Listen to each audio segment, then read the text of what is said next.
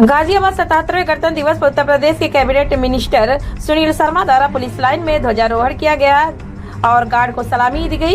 इस मौके पर उन्होंने अच्छी सेवा देने वाले पुलिस कर्मियों को प्रशंसित पत्र देकर सम्मानित भी किया। साथ ही वहां पर स्कूली बच्चों द्वारा रंगारंग कार्यक्रम प्रस्तुत किया गया।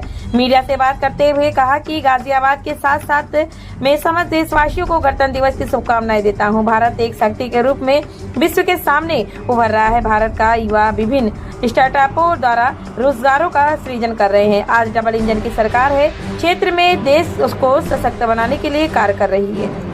गणतंत्र दिवस पर यहाँ पुलिस लाइन की परेड में सम्मिलित होने का अवसर मिला। मैं इस अवसर पर समस्त क्षेत्रवासियों को, देशवासियों को गणतंत्र दिवस की शुभकामना देता हूँ। हमारा लोकतंत्र और मजबूत रहे, देश शक्तिशाली हो, ऐसी मेरी कामना है।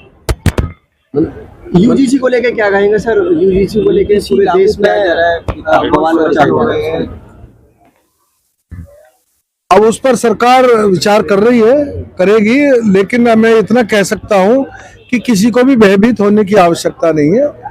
जो भी व्यवस्थाएं की गई हैं वो सबकी सुरक्षा के लिए है, इससे किसी को दिक्कत नहीं होगी और अगर कोई होगी तो सरकार उसका ध्यान रखेगी। लोगों का ये मानना है कि बच्चों का भविष्य स्कूल से ही खत्म हो जाएगा अगर किसी के खिलाफ ऐसी कोई कार्रवाई होगी।